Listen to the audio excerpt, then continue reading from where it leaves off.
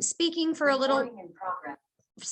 a little while about language and literacy today, and then there'll be an opportunity to ask some questions at the end. If something comes up while we're talking, feel free to jot it in the chat box if you have an immediate question right there in the moment. So I am going to go ahead and share my screen, and we hope that it is here. It is not. Give me just a minute. Okay, I'm going to make sure it is available for us. And let's try that again. I've had many Zoom meetings over the last 2 years. You'd think that I would be more able to share. So, okay, here we go. Okay, so language and literacy today. I will start by saying that this is a particular area of interest for me. I do have my undergrad degree in elementary education. I'm certified with an early childhood emphasis. And then my graduate degree I just recently received from the University of Wyoming is in curriculum and instruction with an emphasis on literacy and literacy development. So this is an area of particular interest and expertise for me. So as we're moving forward, even into next semester, if there's ever any questions you have regarding this topic, I absolutely am available. This is something I could spend hours and hours talking about. I actually had to make sure I cut off the slideshow soon enough so I didn't keep you guys too long. So let's start by figuring out, what is language? Language is the transmission and reception of ideas and feelings by means of verbal and written symbols. Now, this class particularly is going to focus more on verbal and expressive language as compared to written symbols. We will do a little bit of talk about writing expression with our older kids, our preschoolers. So today we're going to talk a little bit about infants, a little bit about toddlers, and a little bit about preschoolers. I have a quote here from Maria Montessori, and it says, "Do not tell them how to do it, show them how to do it, and do not say a word. If you tell them, they will watch your lips move. If you show them, they will want to do it by themselves."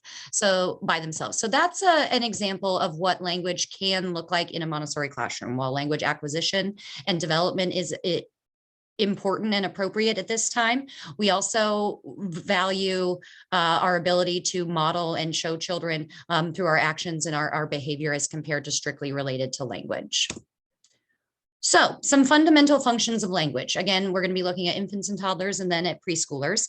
So when infants and toddlers are learning to utilize language, they're looking at it as a way to influence their individual activity, whether that be through self-simulation or some type of self-control. It's an influence on their individual activity.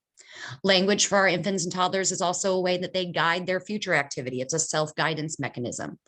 And even our youngest toddlers learn that language is a way that controls the interactions they have with others. It's a social organization. For preschoolers, they begin to recognize that language is instrumental in their day-to-day life. It's a tool for accomplishing what they need. You'll hear us say to our preschoolers, "We'll use your words." That's that first introduction to the fact that their language and the words that they have can allow them to get things done. It can serve them in a purposeful way. We also use language with our preschoolers as a regulation tool. When we have guidelines or rules, whether that be in the home or in the classroom, those rules are stated in a familiar language. Language can also be interactional. We use language for our preschoolers to organize and define relationships, to make descriptions, to describe and correlate and associate and group things. So that's how that interactional language works. We use language in a personal way to label how we're feeling, to label how others are feeling, to put, that gets back to that, use your words, to have that language to describe, and possibly, with our youngest children, we typically see that as a frustration when they're feeling frustrated and are still working on developing that language and the way it can function for them. That a lot of times will come out as far as, tears and a temper tantrum. So really guiding, it's really our job as the adults in the room to guide them back, to label those feelings and emotions, to really help them develop that stronger sense of self. And of course, all children and adults still, even us included, are using language to find out about the world. We never stop learning. Maria Montessori knew that children were lifelong learners, and I consider myself, even as an adult, to be a lifelong learner. We, even as adults, are asking questions about the world around us and trying to get more information. So those are some of those fundamental functions of language. When we're looking at our youngest children, we're going to be looking more at language acquisition and development as compared to language growth and looking at that literacy piece. So when we're talking about language in the first year, we are looking at our youngest children. Our newborns are going to already be expressing their needs through crying. They're going to be attempting to imitate our facial gestures as we're looking at them, as we're smiling, as they're recognizing possible frustration or happiness on our face. Those initial sounds we start to hear as coos when our infants are first beginning to develop language. And we also see that in the form of frowns and smiles. As our young children grow a little bit older, between 3 and 6 months is when we start to hear those vowel sounds. They start to show a little bit more excitement as far as communication back and forth. You'll get a little bit more of a reaction as you're maybe making a face at your child or having a conversation with your infant. The coos begin to get a bit more rhythmical. And then we describe what is called a vocal gymnastics. You'll hear young infants really trying to explore with those sounds, see how that feels in their chest and in their throat as those sounds come out, and really exploring with what that sounds like. You might, you'll hear, oh, wow, you're very talkative today to our youngest infants. And that's that vocal gymnastics that you hear. By about 7 to 9 months, our infants begin to understand the word no. They start to turn their heads to their name, and they can begin learning some very basic baby signs. So for that, we're talking about signs like more. We can look at signs for toileting and things like that, even with our 7 to 9 months old. As we're moving towards 9 to 12 months, these children can begin to play peekaboo, and they are responding to simple directions.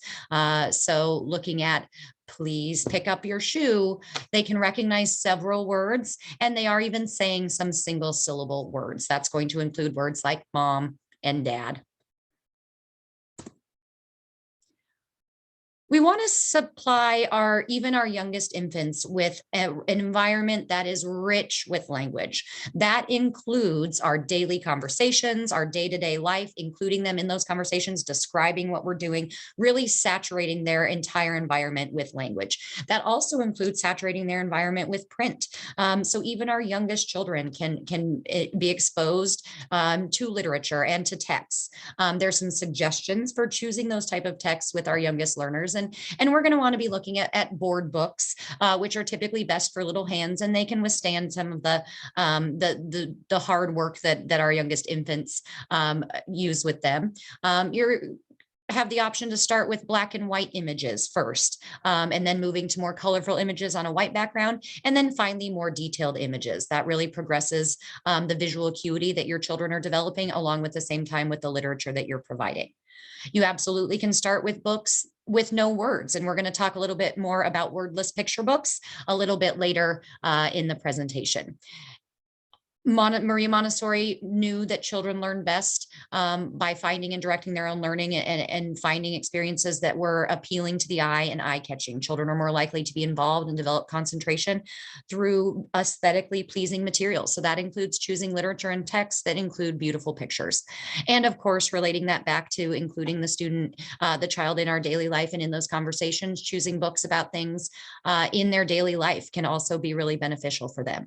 You'll see as I move through this slideshow that I do have a variety of links included here with the slides. Now, we won't be going into a great deal of detail on those links, but I will let you know that when this presentation is shared to the parent portal, the links will be available there for you to click on and look at in a little bit more detail if you're looking for them. So here, we will have a gift guide with a perfect time of year coming up that will encourage, if you're looking to choose some Montessori friendly books for your youngest child with the holiday season coming up, that can be a really great resource.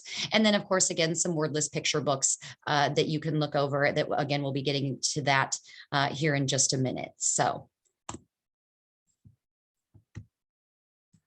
let's talk about some milestones for the language development in toddlers. We just talked about some of the language that we'll see developing within our first year of life. And when we're looking at toddlers, we're looking at pre-linguistic speech, which can be receptive, whereas the toddler understands what is being said to them, as well as expressive. And that shows us that our child is able to make sounds, to talk, to cry, coo, babbling. Those are all the things that you will be seeing as milestones of language development. Now, I've said this before in some of my other sessions, and I'll say it again now. Whenever I use the word milestones when referring to infants, toddlers, and preschoolers, I really like to put the disclaimer out there that it really is just a guideline. Milestones are important. It's important to keep in mind what typically most young children of a typical age or range of development are demonstrating, but keeping in mind that it is not set in stone, that these milestones are fluid, and that each child is going to meet these sensitive periods and hit these different aspects of development at different times and at different rates. So keeping that in mind as you're looking through any discussion of milestones. When we're looking at linguistic speech, that's going to be those first words our children are sharing with us. We're going to be looking at the characteristics that we will see in those first words for our toddlers. So they're typically going to overgeneralize with those first words, and they're typically going to use one word to signify an entire sentence. As we're developing that linguistic speech, we'll also start to see some two-word utterances or duos. At this time, we'll be seeing some telegraphic speech where they're condensing words, or some pivot words where they're using the same words over and over and over again, or those open words that are more specific to their needs. So some of those duos can fall into a variety of categories. There can be some naming types where there exists a world of objects whose all the members bear a certain name. So it's a ball, there's a dog. You also might start to see some recurrences, or a substance or activity might be prolonged or made to reappear or lengthened in some way. So that, but by that we're hearing more ball. Would be an example of that. Or, some of those duos would be an object that disappears from a situation. So all gone ball. So those are some examples of the duos that you'll start to hear with this initially developing linguistic speech in our toddlers. All right, so language development materials for toddlers. These are materials that you will see in our toddler classrooms here at the Garden Montessori, and are materials that you can easily provide for your child at home. So some of the examples of language materials that will help develop language in toddlers would be a vocabulary basket. Those vocabulary baskets, we're going to talk a little bit more about what those can look like in the next couple of slides, but those vocabulary baskets can be filled with real objects. They can be filled with replica objects. They can be filled with matching identical cards, matching similar cards, or vocabulary cards. And I'm going to go into a little bit more detail about those different levels. Of course, we already talked a little bit about books, and we're going to talk more about that. But it's really important to keep in mind, if you're choosing books for your toddlers as they're developing language, that you're finding books that reflect things from their lives that they already know about. Really, there's not a lot of abstract thought in our youngest children. So we want to make sure that they're able to make those connections as they're exploring with these language development materials. We also want to make sure, in looking at Montessori philosophy, that we're really encouraging our students, again, books that reflect their real lives and books that are based in real life experiences. Montessori philosophy does encourage us to wait until our child is over 6 years old to introduce any type of fantasy play. That's not to negate the importance of imagination and creativity with our youngest children, but Maria Montessori found that children really learn best in these early years of development, staying in areas that are tangible, that are realistic, that they can truly see and describe, and really build those connections for substantially in their brain. So as they get a little bit older, they have a strong knowledge base to begin to be more imaginative and create that fantasy where they can tell the difference between fantasy and reality. We also can use just general conversation with our child to increase language development. Describe, as I mentioned, describe the world around you. Describe what you're doing. If you're in the kitchen making dinner and your child is there, talk through what you're doing. First, I'm going to rinse off the vegetables. Next, I'm going to cut them. You can always include, like I said, saturate their environment with language, whether that be express language with print, there's so many opportunities for us to fill our child's environment with language. Through our conversations with our children, they're going to see our self-expression, and they're also going to see us recognize that sometimes there are moments of silence. The quote that I began the session with was Maria Montessori letting us know that while language development is essential, and there's many ways we can develop it in our children, there are times where silence is appropriate, and children can learn through modeling just as easily as through our words and through our language. All right, so we're going to talk now about some of that nomenclature materials and those vocabulary baskets. So this is a material that is used across the board in Montessori classrooms from toddler all the way to elementary. And we use this type of material to reinforce concepts that the student has already been learning. Now, the toddlers, our youngest children, will interact with the cards by simply naming the objects or possibly playing a simple type of matching game with either figurines or real objects like a tray of fruit, or in this example, we have a basket of animals, then with some accommodating, coordinating picture cards. So when you're looking at making these materials at home, it's important to keep in mind that you want to isolate the part or the object to be named. Again, this is strictly a vocabulary lesson at this point, just a naming work. You want to make sure that you're choosing photos that are realistic, based in real life, and avoid distracting backgrounds.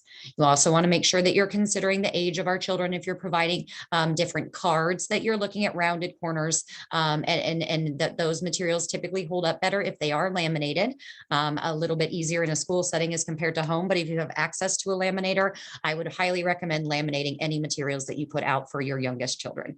And of course, not presenting too many cards at once to avoid fatigue. You see here that in each one of these baskets has about 5 objects, and then the material below, that is going to be one of those vocabulary naming works. You see there's not an object there to match. They're limiting that to about 6. And that's a pretty good number for our youngest children.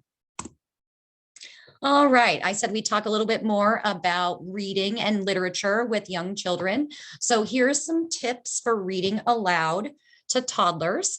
So there's some suggestions, of course, and this is pretty self-explanatory, that children will be more interested in the text being presented if they've chosen it themselves. So if you're wanting to encourage your child to get involved in reading and get involved in literature and start making some of their own choices about reading and literature, then absolutely allowing them to select the books they're reading.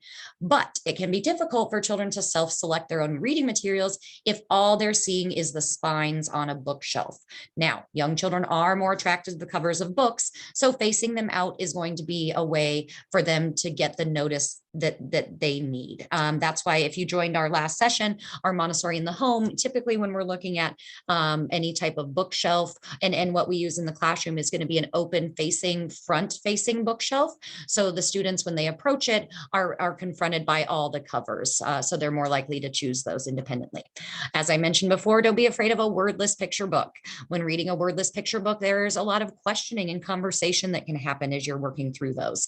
Asking questions about, well, what do you think is happening here, is actually building those comprehension skills that they're going to need, and once they enter that kindergarten year and other more formal school experiences. What makes you think that?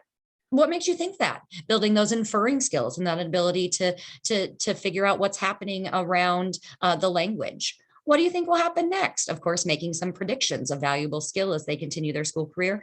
And of course, well, why? Having that conversation, building that vocabulary and that oral language. We know from spending time with our toddlers and our youngest friends that we need to start small. The attention span of these children is going to be fairly short. So the benefit of reading aloud over time is that eventually their attention span will grow to accommodate that as well. So in the beginning, you're going to want to choose shorter books. I've given a few examples in parent-child class. Those might be 1 word per page. So you're really looking to start with books that are not too text heavy or text dependent. As you're doing your observations and noticing that their attention span's getting longer, then you can start moving on to some more longer texts. Of course, it comes without saying that if you want to encourage a young child's interest in any material, but specifically in reading, it's important that you're creative with your voice. Teachers typically do this naturally, and it's really, really valuable as far as some of those beginning reading experiences. So try to be creative with your voice.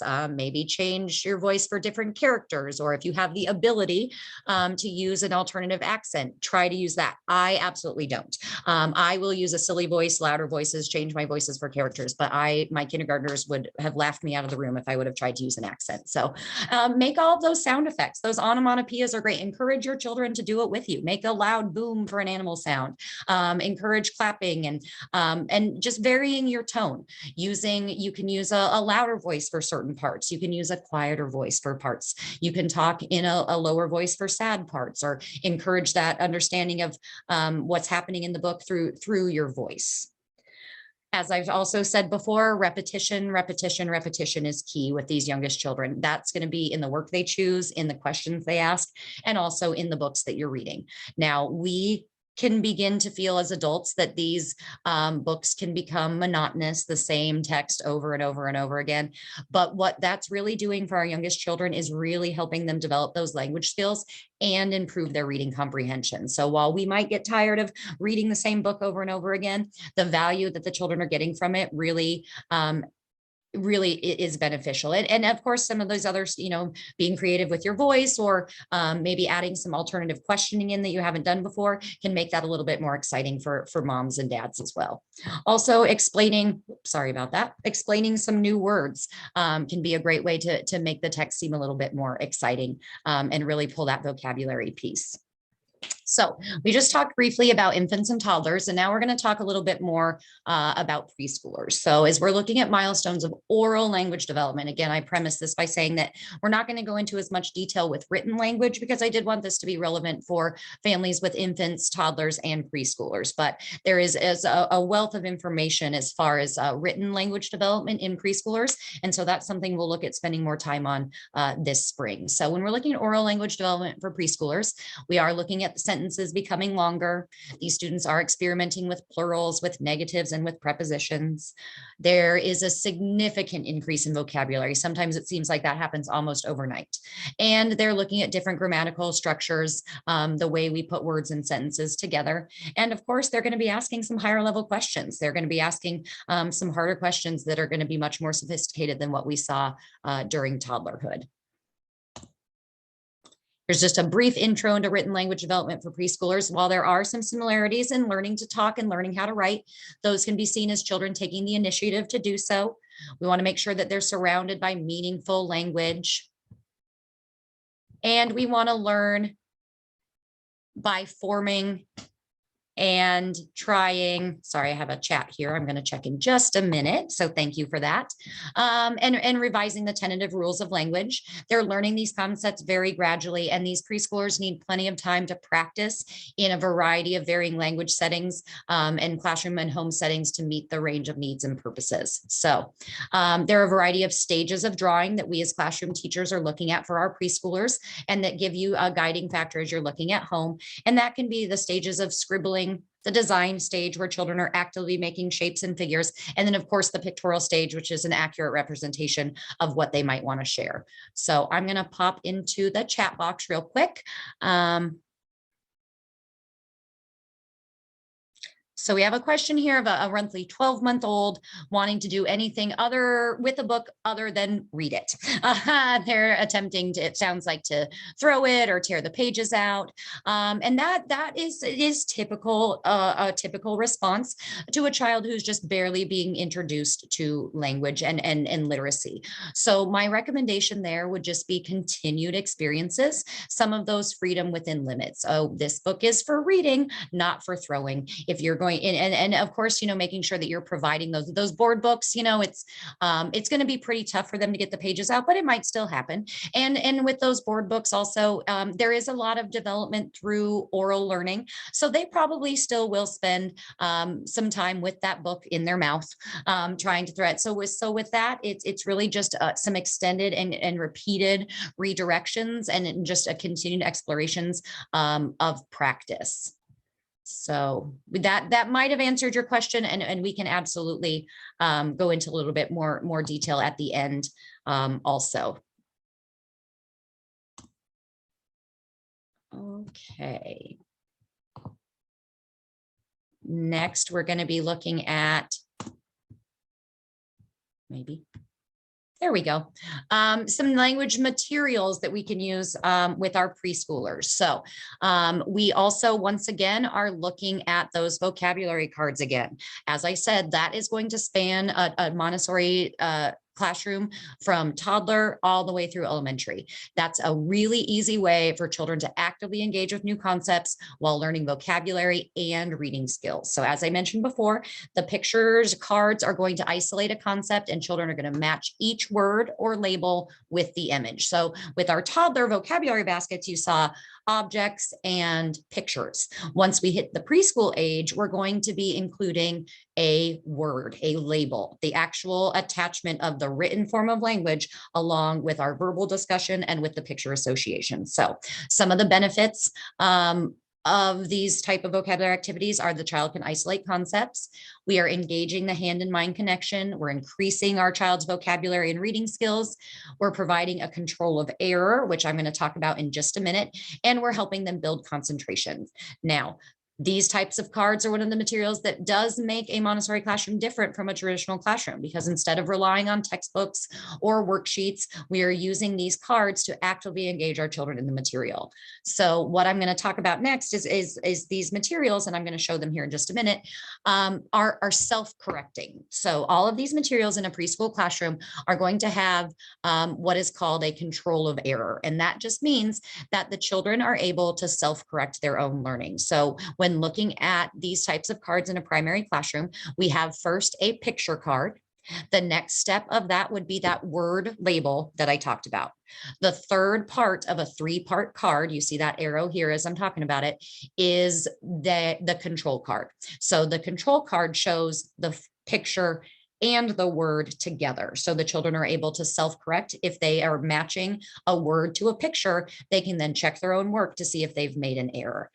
Some other language development materials for preschoolers that you'll see in a Montessori classroom are the sandpaper letters, the movable alphabet, a material called I Spy, the metal insets, which is that association between that beginning step as far as written language and writing letter forms, and the farm, which is a material that we use in preschool classrooms to teach the function of words and basic grammar and sentence structure. I did go into more detail on some of those materials at our very first parent education session of the year, based on Montessori principles and Montessori activities. You are welcome to go back to the parent portal and take a peek at that if you're interested in more information about those specific materials. Okay, so here's an example of some Montessori 3-part cards. So what you see here is on this right-hand side, you have, it's a little bit blurry, I apologize about that, but on the right-hand side, you see the photo card. Underneath that is the label. They're not attached, even though it looks like they are. On the left-hand side is that control card that I spoke of. That's the way for our children to be able to put the matches together and then check their own work without assistance from an adult. The other photo I have here, and I will put this disclaimer out there, just so you get to know a little bit more about me. The farm is my favorite material in a Montessori primary classroom. It has so much value. It's used not only for vocabulary development, but again, like I said, learning and understanding of the function of words. What do words do and how do we use them? So this presentation, this child has already mastered a variety of grammatical concepts. So they're looking at sentence building here. This material can be used even with our youngest children as an exploration, like I said, as a vocabulary naming. The first presentation of the farm is actually based on nouns. The students aren't necessarily as in tune to the word noun or some of those more formal terms, but they do begin to learn what is the name of something. Everything has a name, people, places, and things. So I can talk about the farm for hours. If you have more questions about the farm, reach out. Again, it's one of my favorite materials. Encouraging explorations in print. The photo I have here on this slide is an example of those metal insets. So that is a key lesson for reading and writing in a Montessori primary classroom.